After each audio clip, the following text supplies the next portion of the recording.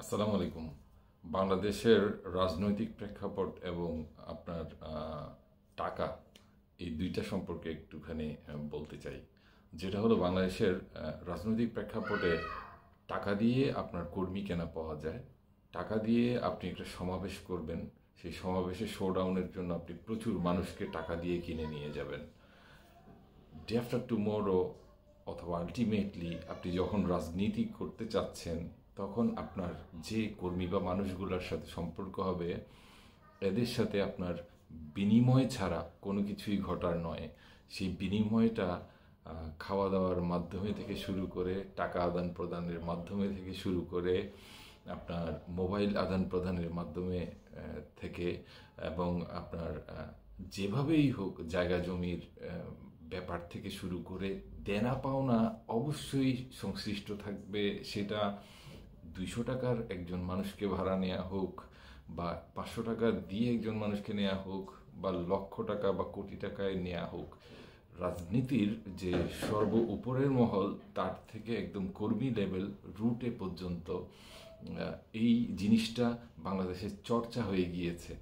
এবং ভোটার কেনাবেচার যে একটা আঁতুড়ঘরের অবস্থা, সেটা বাংলাদেশে বিদ্যমান।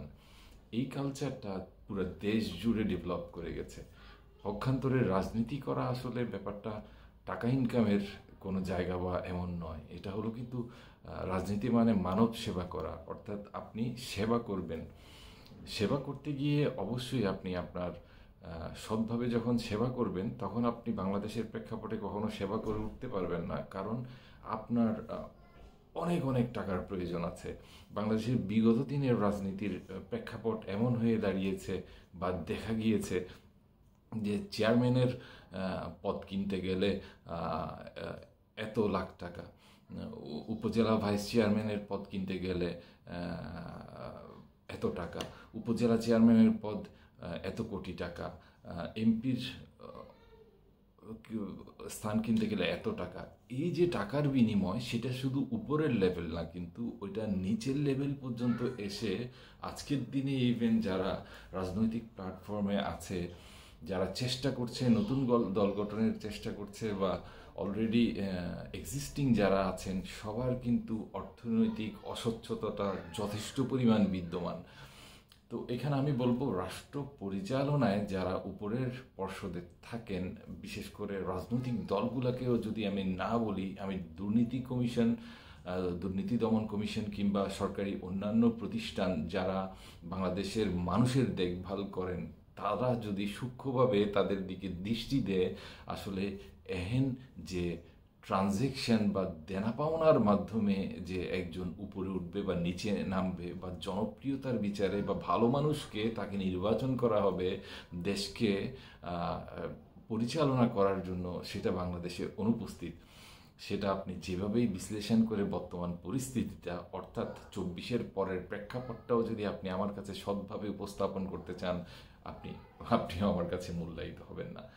আমার কাছে মূল্যায়িত হবেন কেন? আপনি সোশ্যাল মিডিয়া ভালোভাবে দেখুন, রাষ্ট্রের বিভিন্ন দৈনিক পত্রিকাগুলো দেখুন, আপনি বিভিন্ন টিভি চ্যানেলের নিউজগুলো দেখুন। সব জায়গায় কিন্তু আপনি বিবেকবান মানুষ, আপনার ওই মনুষ্যত্ববোধটুকু আছে, আপনি বোঝার চেষ্টা করলেই সততা অসততাকে সহজভাবে নিরূপণ করতে পারবেন। যেমন আমি তো এই রাজনৈতিক প্রেক্ষাপটে একটু ইনভলভ হওয়ার চেষ্টা করে যতটুকু বুঝেছি, এই নোংরামি বা কাদা ছোড়াছুড়ি না করলে এখানে টিকে থাকা অনেক কষ্ট। এবং এখান থেকে দূরে থাকতে হলে পরে, সৎভাবে যদি আপনি টিকে থাকতে চান, তাহলে আপনি রাজনীতি বাংলাদেশের এই যে প্ল্যাটফর্মে করতে পারবেন না। এটা আপনাদের সবাইকে বোঝা উচিত। দেশের মানুষগুলো এটা সবাই জানেন, কিন্তু জানেন তারপরও এটার আসলে একটা জিনিস অনুভূতিতে আপনাদেরকে বোঝা উচিত। সেটা হলো যে সৎভাবে যতক্ষণ পরিচালিত হবে না কোনো একটা নির্দিষ্ট অবস্থা থেকে, যে কোনো জায়গায়, সেটা গ্রামে হোক, শহরে হোক, কোনো একটি এলাকায় হোক, বাংলাদেশের যে কোনো একটা বিভাগে হোক, জেলায় হোক, রাষ্ট্রের সার্বিকভাবে হোক, আপনি সততার চর্চা এবং পরিপূর্ণভাবে যদি আপনি নির্দিষ্ট একটা আইনের নিয়ন্ত্রণের মধ্যে দিয়ে দেশ পরিচালিত না হয়, যতক্ষণ পর্যন্ত না দুর্নীতি চলমান থাকবে, যতক্ষণ পর্যন্ত আপনার নীতি বহির্ভূত কাজগুলো দিয়ে আপনার শাসিত হবে সমাজ ব্যবস্থা, ততক্ষণ আপনি কখনো ভালো দেশ গঠন করতে পারবেন না।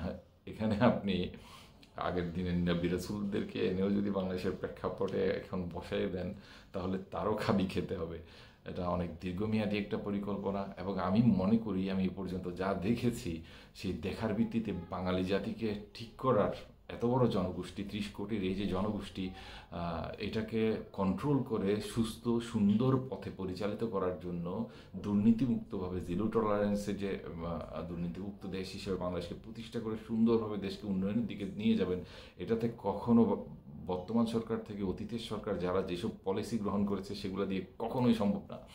এখানে super duper 5th generation based intelligence system, অর্থাৎ কম্পিউটার বেসড আমাদের আইডি কন্ট্রোল, দেশের সিটিজেনগুলোকে কন্ট্রোল করার সিস্টেম থাকতে হবে, দেশের সবগুলা মানুষের মানসিক বিকাশ ঘটানোর পরিস্থিতি তৈরি করতে হবে। এই সূক্ষ্ম বুদ্ধিসম্পন্ন টোটাল ব্যবস্থাটা যতক্ষণ থাকবে না, ততক্ষণ দেশে আপনি উন্নয়ন ঘটাতে পারবেন না। বাঙালি ভাষায় যদি আমি কথা বলতে চাই, বাংলাদেশে একটা কথা চালু আছে, সেটা হলো ছাই দিয়ে মাছ ধরতে হয়। তো এখন আমরা হলাম এমন মাছ হয়ে গেছি যে আমাদেরকে ছাই দিয়ে না ধরা পর্যন্ত, ছাই দিয়ে মানে আমাদের উপর অন্যায় করা না, আমাদেরকে এমনভাবে সিস্টেমের মধ্যে ফেলতে হবে, ছাই দিয়ে ধরতে হবে যেন আমরা নড়াচড়া করতে না পারি, নিয়ম বহির্ভূত কাজ না করতে পারি, যেন আমরা পুরোপুরি সিস্টেমের মধ্যে চলে গিয়ে দেশকে একটা নির্দিষ্ট সময়ের মধ্যে একটা মিনিমাম অবস্থায় পৌঁছিয়ে দিতে পারি। আমি জানি না কতটুকু আপনারা বুঝতে পেরেছেন এই কথাগুলো থেকে, তবে বাংলাদেশের সার্বিক পরিস্থিতিতে টাকা আদান প্রদানের মাধ্যমে যে কেনাবেচা হয়, মানুষ কেনাবেচা, সেই মানুষ কেনাবেচা, সেটা রাজনৈতিক প্রেক্ষাপট হোক, সেটা ভোট কেনাবেচা হোক, সেটা যে কোনো জায়গায় যে আপনার স্বচ্ছভাবে কোনো লেনদেন না করে অস্বচ্ছ প্রক্রিয়ায় নীতি বহির্ভূত কাজের মাধ্যমে যে আদান প্রদান ঘটানো হয় টাকার, এবং মানুষের নীতির যে আদান প্রদান ঘটানো হয়, সেটা থেকে মুক্ত করা না গেলে দেশের কোনো উন্নয়ন কখনো সম্ভব না। ধন্যবাদ।